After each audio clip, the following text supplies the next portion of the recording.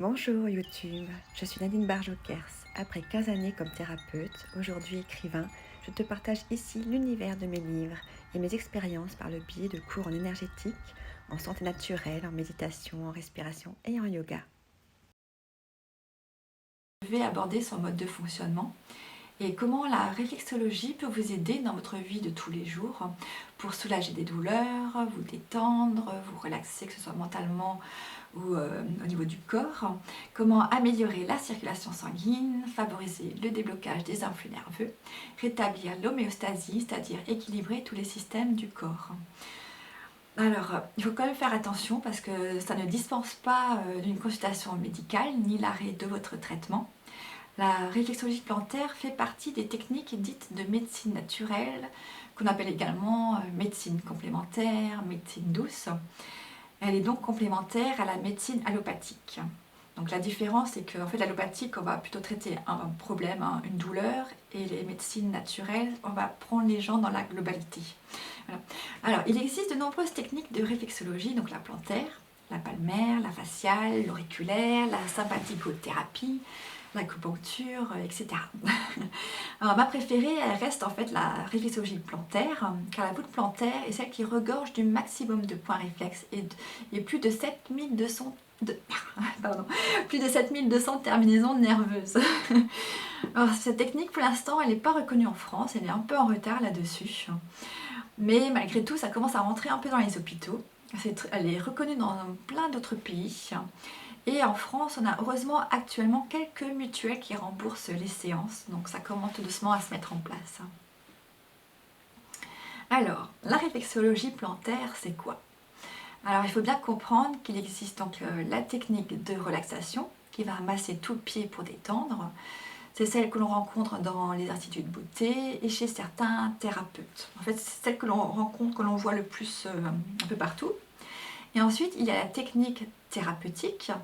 Donc en fait, c'est celle pour laquelle le réflexologue a suivi un cursus d'au moins 2 années d'études, donc de théorie et de pratique, parce qu'il est important de connaître le fonctionnement du corps humain et de mettre en pratique aussi énormément. Et ça se conclut par en fait le passage d'un examen sur plusieurs jours et d'un mémoire à rédiger de plusieurs dizaines de pages après avoir travaillé sur des études de cas. Alors cette technique, dans laquelle chaque zone réflexe correspond donc à un organe, à une glande ou à une partie du corps, va être massée pour détendre la zone, puis pressée par digitopression, on appelle ça également la riptation. Donc en fait c'est un petit mouvement, donc on travaille principalement avec le pouce ou l'index, et on travaille en fait, on appelle ça aussi la méthode de la chenille. Donc c'est un toucher en fait qui est spécifique, qui localise les tensions et permet de les débloquer. Alors, définissons la réflexologie plantaire selon la Fédération des réflexologues. Alors, la réflexologie plantaire, c'est une technique précise de digitopression qui considère le pied comme la représentation fidèle du corps humain, de tous les organes et glandes. Elle a pour objectif, entre autres, de relaxer, de rétablir l'homéostasie, donc la vitalité en fait du corps humain, d'améliorer la circulation sanguine et d'agir sur tous les symptômes physiques qui sont liés donc au stress par la stimulation des points réflexes correspondants. Donc j'espère que c'est clair, n'hésitez pas à me poser des questions dans les commentaires si jamais. Alors l'histoire de la réflexologie plantaire. Donc il y a 5000 ans, une forme de traitement par les points de pression a été connue en Inde et en Chine.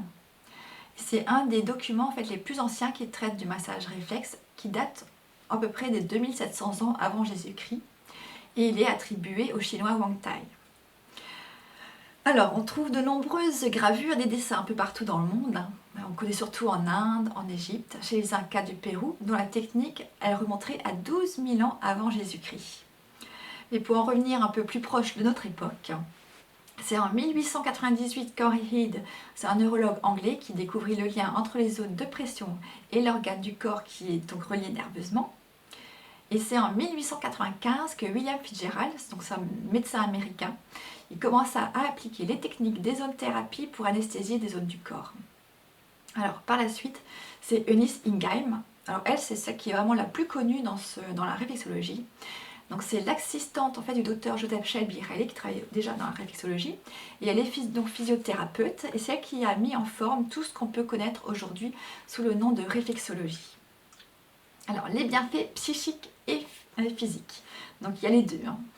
Alors, il y a de nombreux bienfaits, donc, tels que la diminution du stress et des effets qui en découlent, comme les troubles digestifs, cardiovasculaires, nerveux. Donc, la réflexologie, elle dynamise l'organisme, elle harmonise et équilibre les fonctions vitales. Elle libère le stress et les tensions nerveuses. Elle soulage les douleurs du dos, mais pas seulement, elle soulage à beaucoup d'autres endroits. Elle décontracte et relâche les tensions mentales tout en permettant l'évacuation des émotions négatives. Alors, à qui s'adresse la réflexologie? Donc on peut dire qu'elle s'adresse à tout le monde, il n'y a pas de prérequis, tout le monde peut la pratiquer, tout le monde peut la recevoir. Alors il faut juste faire attention avec les femmes enceintes qui ne peuvent pas rester trop longtemps dans la même position parce que c'est pas très bon d'être allongée en fait, ça coupe un peu la circulation. Et donc souvent elles peuvent se sentir mal, ou les enfants. Et donc pour ça on va écourter les séances à peu près 20 à 30 minutes. Alors les contre-indications, donc il y en a forcément. Donc la réflexologie est donc déconseillée aux femmes enceintes pendant les 4 premiers mois de grossesse. Elle est également déconseillée si on souffre de maladies inflammatoires, infectieuses, de maladies graves, de troubles psychiques graves, des plaies ouvertes et surtout aussi les cancers parce qu'on ne souhaite pas propager. Alors, comment se déroule une séance? Alors, ça dépend en fait de ce que vous recherchez. Donc, si vous... Je regarde en bas parce que j'ai mon chien qui elle est en train de demander maman, porte-moi. Bon, alors... donc si vous souhaitez donc, vous détendre, relâcher donc, le stress, améliorer votre circulation sanguine, il vous suffit d'aller en fait faire une réflexologie plantaire de relaxation, donc en institut ou chez bon nombre de thérapeutes.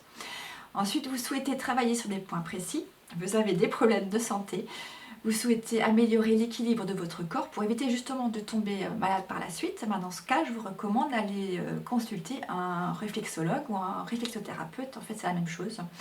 Il faut qu'il soit diplômé. Le mieux, c'est toujours le bouche à oreille, ça c'est toujours ce qu'il y a de mieux.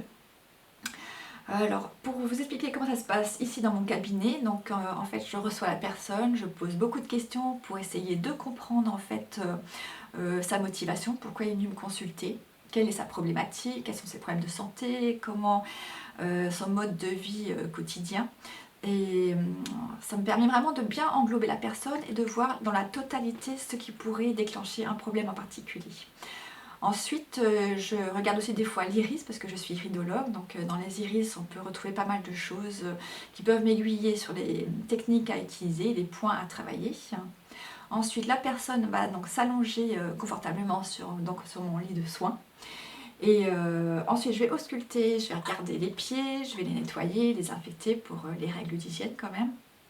Ensuite je vais commencer donc un massage des pieds jusqu'au niveau des genoux pour vraiment bien détendre la personne, détendre les zones que je vais masser. Et ensuite je vais travailler donc les points réflexes en adéquation donc avec les besoins de la personne. Voilà, il faut compter à peu près 1 heure pour toute la séance. Donc quand on souhaite faire de la réflexologie en préventif, il faut quand même faire une séance par mois. C'est comme ce qui est recommandé. Si maintenant c'est par rapport à un soin en particulier, un problème en particulier, ça va dépendre du problème de santé. Et là souvent ça peut aller à 2-3 séances par semaine. Ou alors au moins une séance par semaine pendant 1 mois, 2 mois, 3 mois. En fait ça va vraiment dépendre des problèmes de la personne et depuis combien de temps elle a le problème. Et voilà, donc là je vous ai à peu près expliqué donc déjà tout pour cette première vidéo. Si vous avez d'autres questions, n'hésitez pas à me les poser en commentaire, ça m'aidera à travailler sur les autres sujets des vidéos. Je reste donc disponible pour toutes questions et puis je vous souhaite une très belle journée, on se retrouve bientôt pour de nouvelles vidéos. Bisous, bye bye.